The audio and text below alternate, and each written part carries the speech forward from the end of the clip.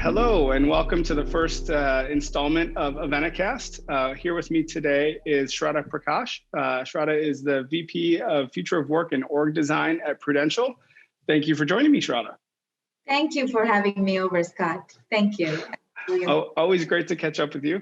Shradha, as we've discussed before, really what we want to do is learn a little bit more about your journey and your first job, and learn on anything that you think would be meaningful to related to that story. And then from there, we'll just talk about some important topics in the world of work and get your perspective on that as an expert in the space. So if you're fine with that, I'd love to just hear the story of your first gig. Absolutely. So believe it or not, my first full-time job was very late in my career. I did my engineering, then did my MBA, and then landed in my first full-time job. So I didn't have any experience of working in a corporate world. And here I was, a fresh MBA who feels that they're super prepared to take on the world. And then I joined this really big conglomerate in India. And I think that was the best thing that could have happened to me, because this was a management training program where I was rotated within various businesses and their different cities in India and various businesses. So it was a great exposure for me to open up my perspective that what exactly corporate India is about, right? Like I went to the manufacturing plants, I went to their business process outsourcing units, and I was in their corporate office. It was so different experiences packed in one and a half years. And I think that was really a good thing that eased out or helped me land in the corporate job in a very well way, because it gave me different perspectives. Otherwise, you go to an organization and you're working for it and you feel that this is what all the organizations look like. But that's not the case. So yeah, it was very interesting first few years of my career because of being in that role. But I think the most important learning that I got was that as we come out of our academic life and join the career and start working, we feel that we are prepared, but we are not. Like there's so many skills that are needed to be successful or to just keep afloat in the corporate world, which are not proactively taught. You learn the ropes as you are there. So yeah, it was good that I just was given that liberty to move around and learn those ropes while I was a management training program.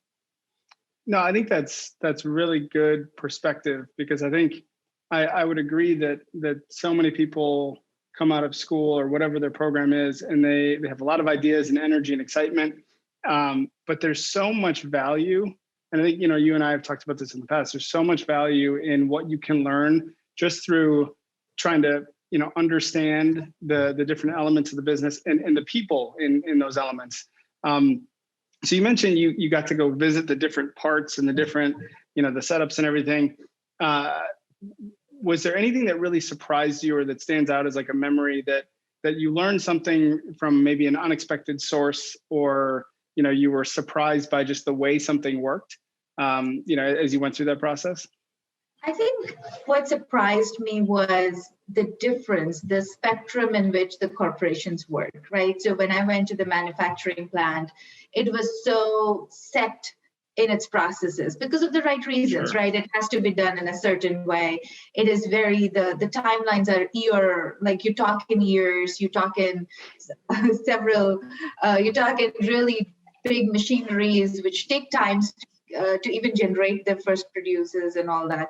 So the time slows down a little bit, and you have to adapt in order to be able to useful in that. You cannot just rush things up because people don't have that appetite for buy-in.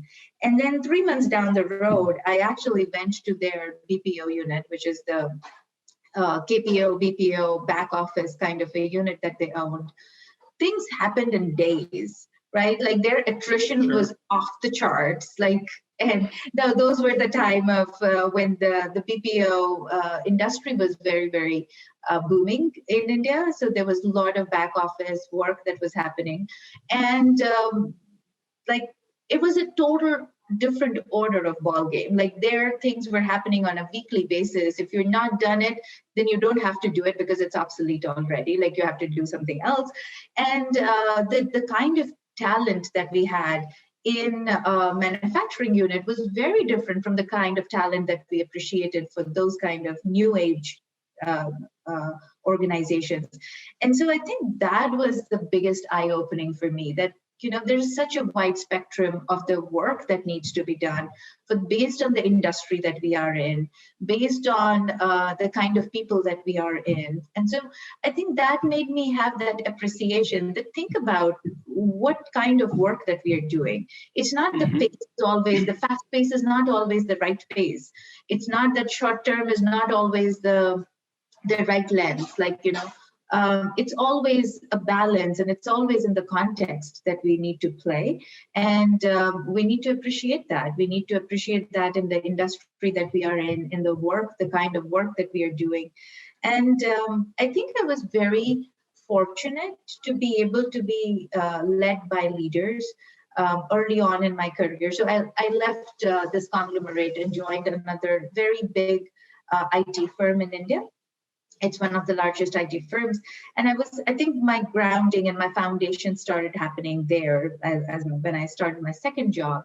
And I was very fortunate to see how managers, when they do things with the right intent and within the right context, things actually work, right? So that was very powerful or influential memory, I would say, that many of the leaders just worked because that was the right thing to do, not because of their careers, not because to impress their own bosses, but it was such a good professional or driven company that they were doing things which was the right thing for the organization.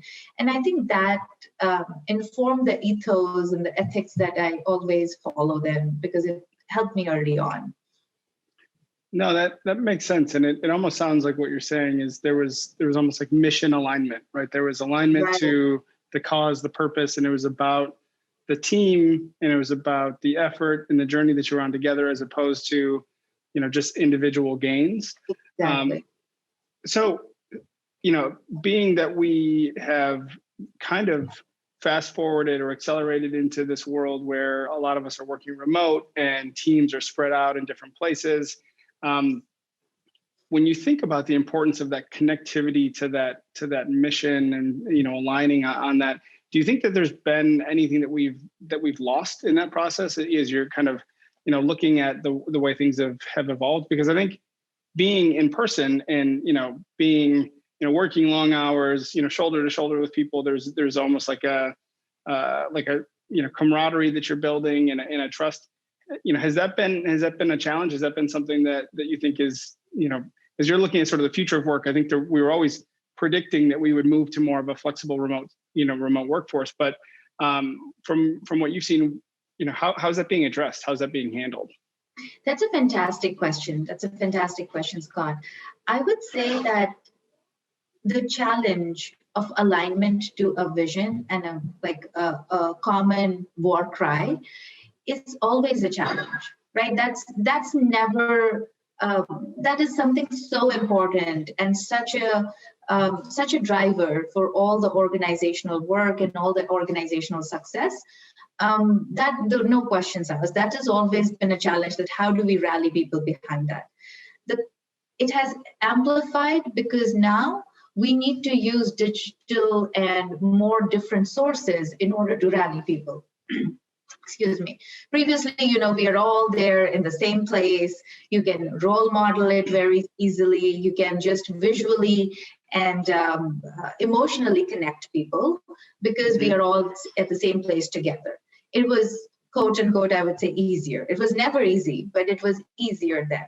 Right now, many times I don't even see what my leaders are up to. They must be doing something really, really important things, but I don't see them in action. And it's very difficult then to have that rallying behind you, to have those teams working behind you when you are not able to showcase or present that what exactly you are up to. And I think that becomes extremely important, that we have to communicate more. That doesn't mean that we have to be in meetings all the way. Like, we cannot replicate the way we worked in the past exactly to the way we work now digitally. We need to think creative ways of how do we connect with people? How do we communicate our ideas? How do we build that camaraderie and collaboration together? Not just by replicating what we are used to do, but by creating new thinking, right? Like, it's not just about because we had those water cooler moments, we have to just have like some serendipitously just talk to somebody like on the teams.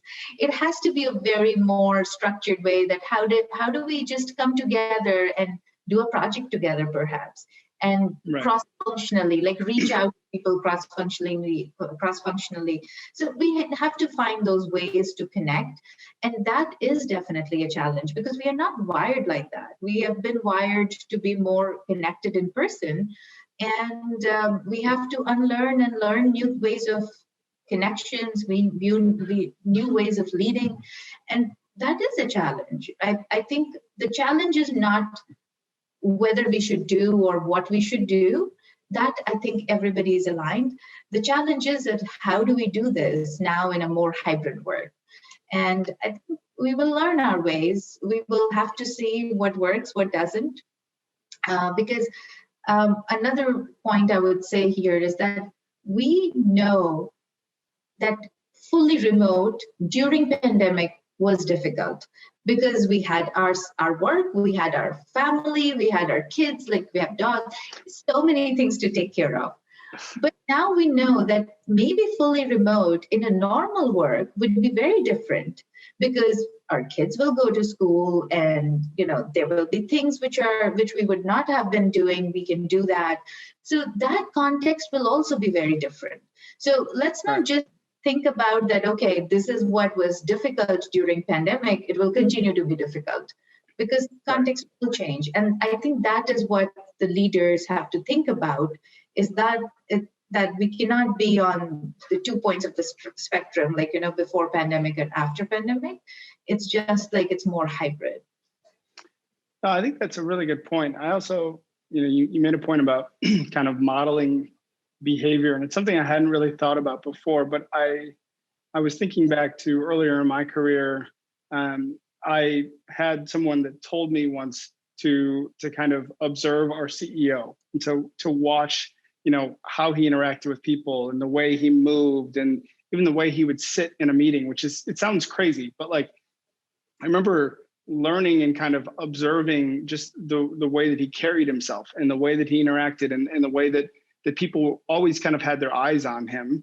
And, to your point, like, you mentioned, like, we don't see our leaders working, and Right. and we've never had like a full like live stream access into, executive offices and stuff. But there is something important about like kind of modeling behavior, right? Like the way that you do things. I mean, you're a parent, I'm a parent. We've talked about this before, where like our kids watch what we do, right? They see the little things, they pick up things, and they see things even when we think they're not watching or paying attention. We're modeling behavior, we're reinforcing certain things.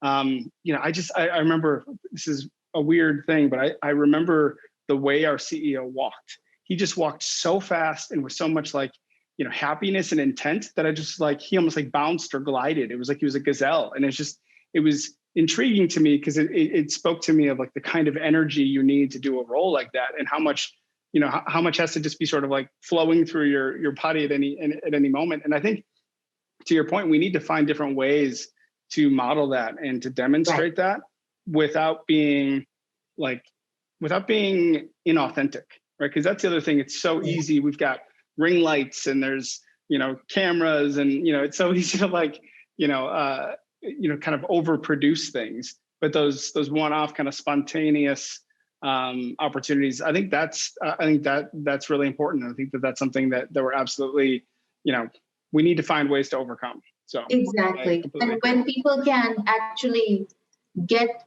people can consume things, like I'm just talking in the language of content, people can consume that without getting exhausted, and like without even knowing about it sometimes. Like, we all have our role models, and we make them our role model, but when we watch them, it's not consuming. When we Right. learn, it's not exhausting us. We're just enjoying that part, right? And we need to Yeah, it's make more that organic in a sense. exactly. Yeah.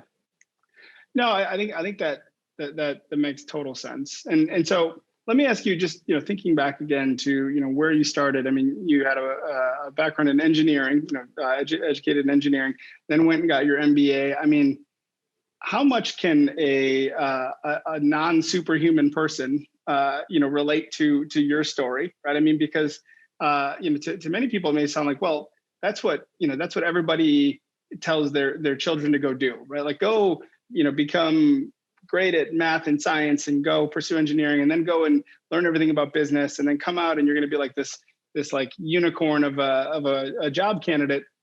But not everybody's in that space, right? So what are the parts of that you think were really beneficial to where you are and what you do? But then what are the parts that are were kind of different, kind of foundational but different, or because sometimes engineers are difficult people to talk to, but you're a very easy person to talk to, right? So it's how did you become so well rounded, and what advice would you give to somebody who's maybe coming out of school that didn't have an engineering background? Maybe they have a liberal arts degree.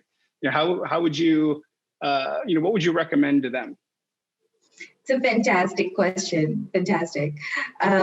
I would say that yes, I'm an engineer, and that the reason that I am an engineer is because I didn't want to be a doctor, and and because my parents always had like, either you should be an engineer or a doctor, and I was like, well, I don't want to be a doctor, so let me be an engineer. So that was an easy choice for me that way.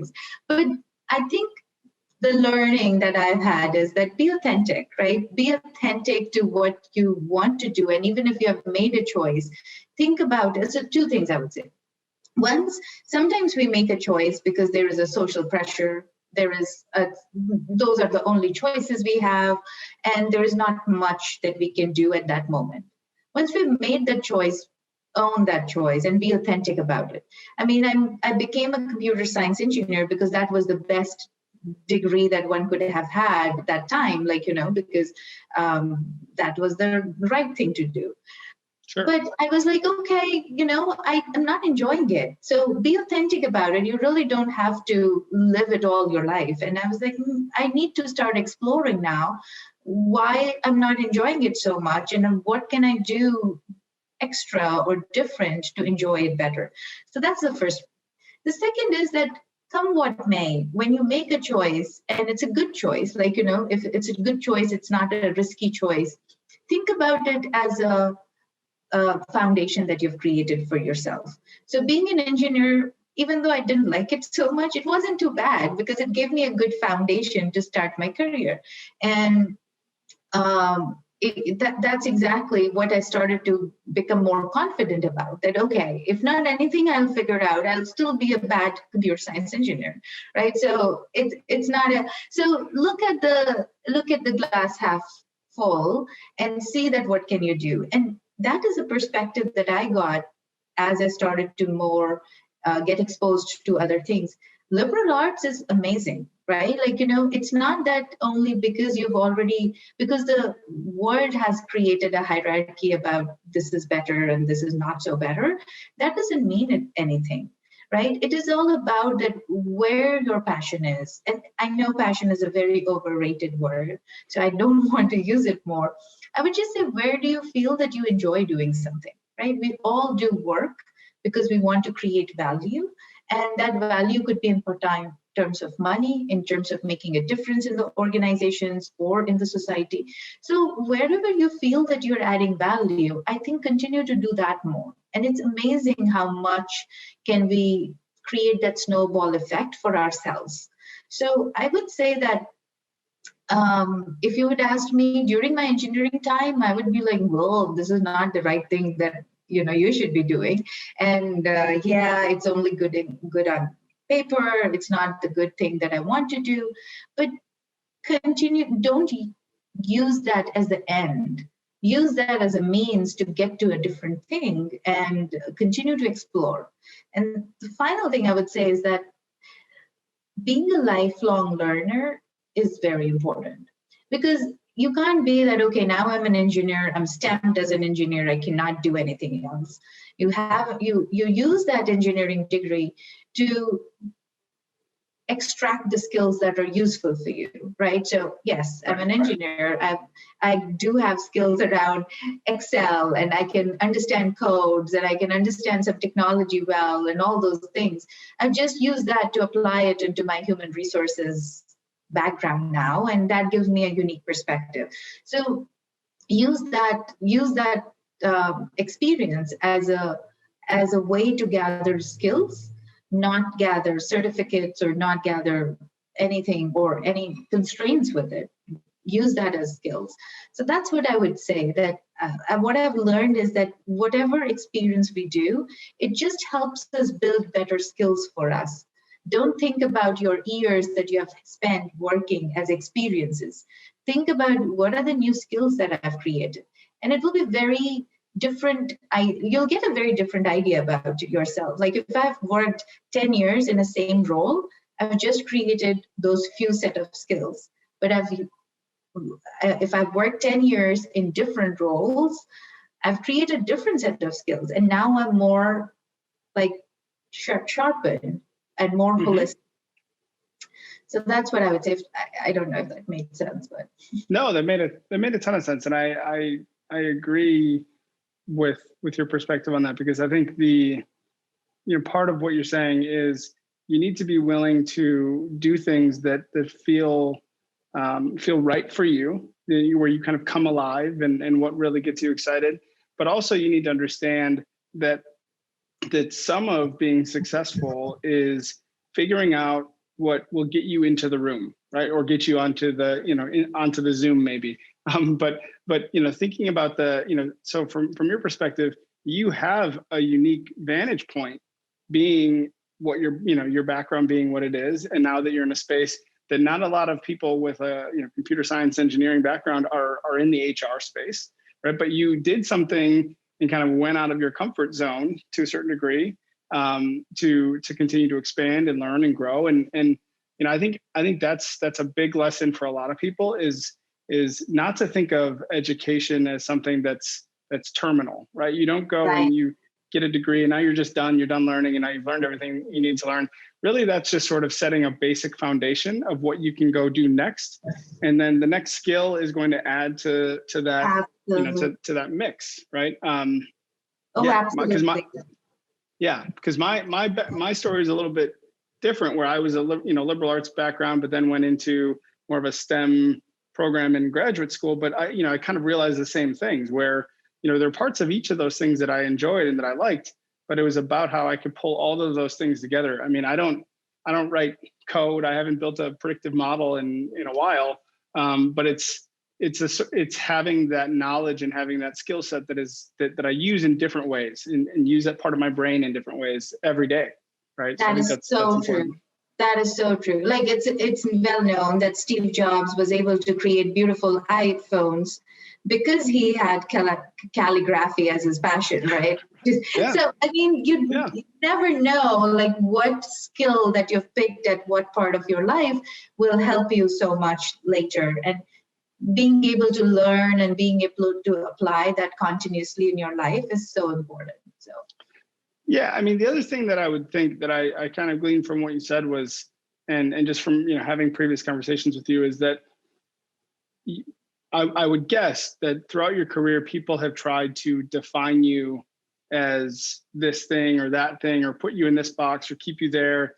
But my sense is that you've always sort of put it on yourself to create your own definition and to stand out and to use your different perspective or your different vantage point as a benefit, right? As a not to say as a weapon, but almost as a means to make you more well-rounded and to be an advantage as opposed to a disadvantage. And I think so many people are getting into their careers and they're thinking that they need to fit into a certain lane or to a box, or they have to do just these things and do them well.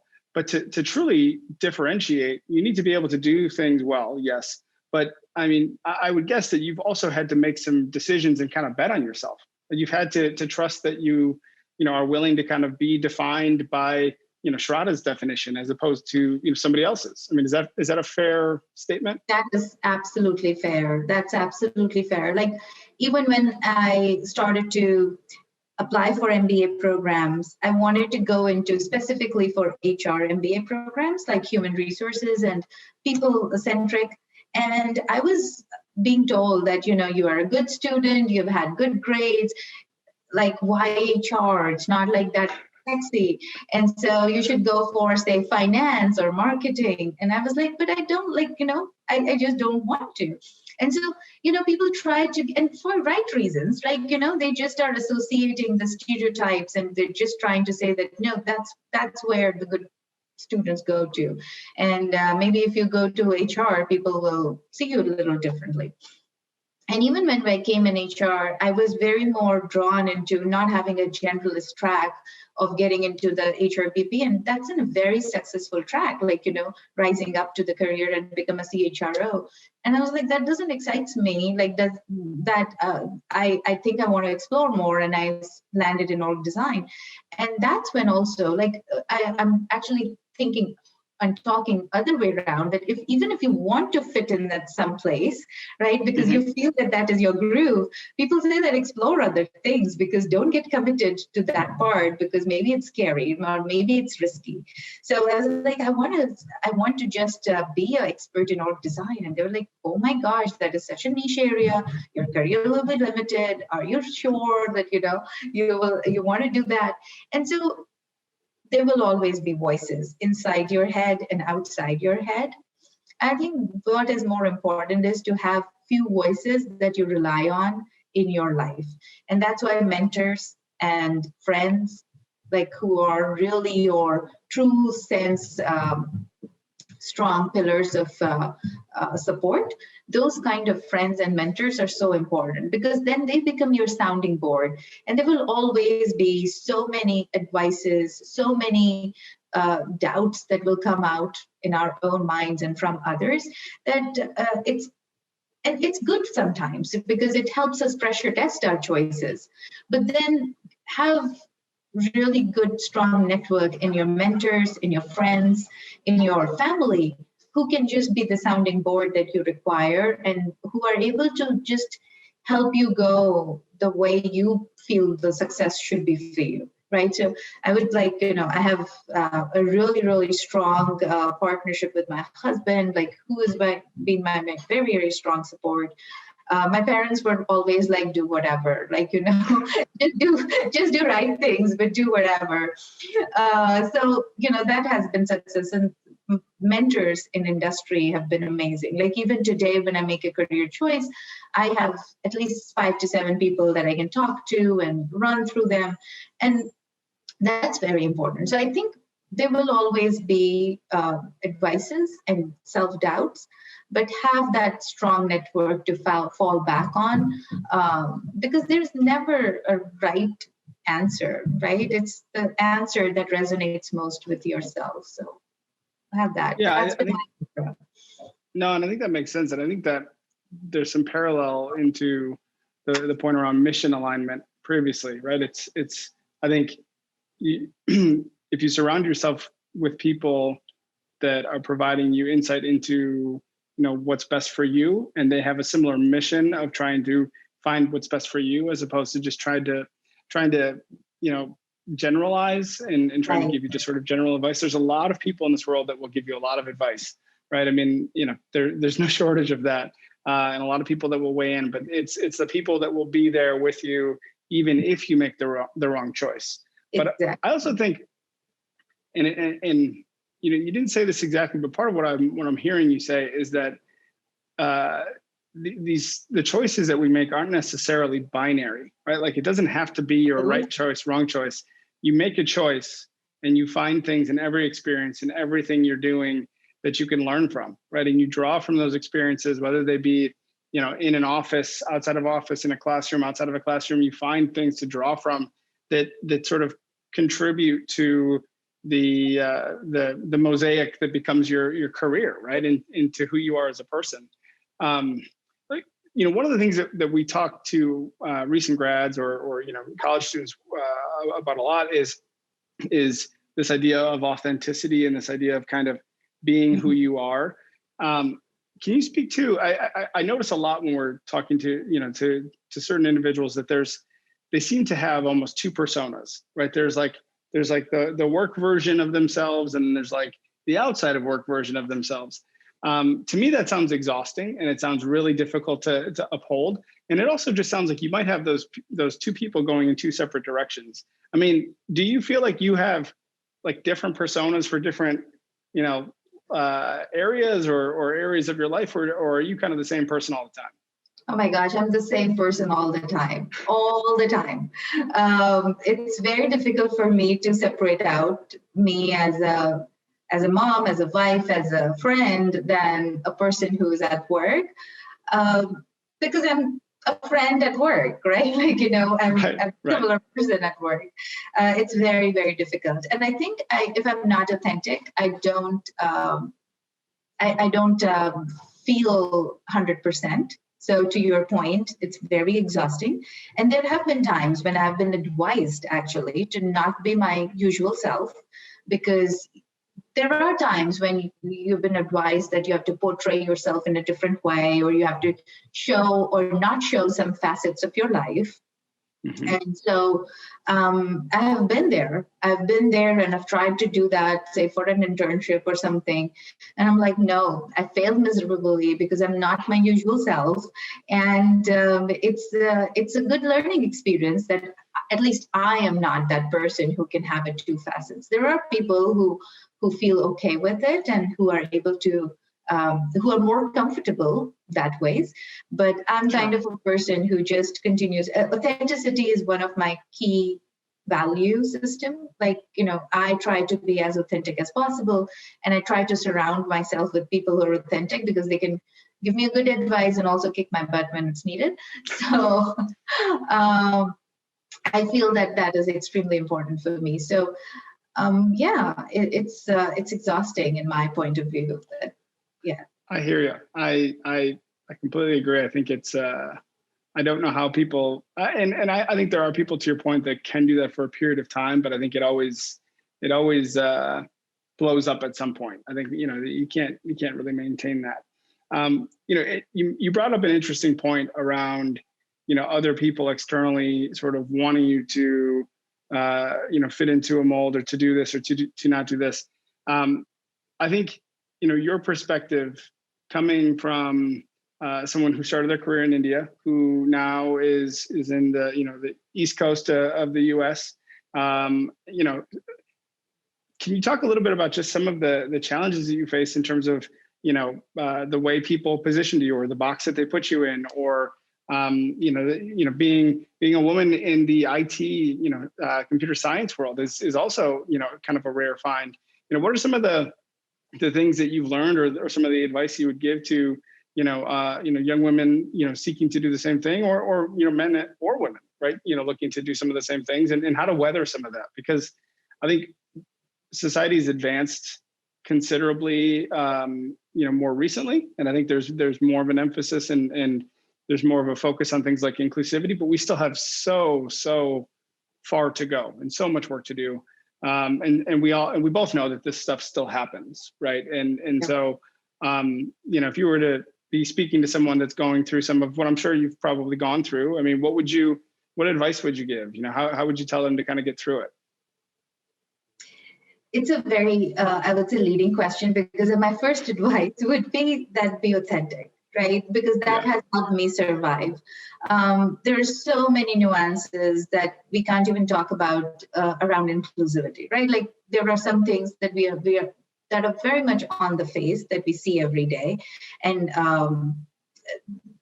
we put in a lot of energy and talk into that. But there are so many other things, like small things around.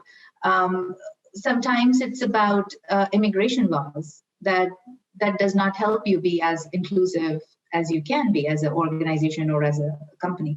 So there are so many little things that come into play and takes the mind space of the people who are on the fringes, who are not at the part of the inclusion table. And we all have been there. We all have our moments there. So I think being authentic and being able to communicate that upfront has been a very, very empowering, or I would say liberating experience for me. And it has been tough sometimes. It has been tough in the sense that, you feel that you're not part of it. And sometimes it was tough because in the US, like back in India, a lot of people are in a lot of industry. But in the US, it's stereotypical that most of the Southeast Asians are in the IT industry.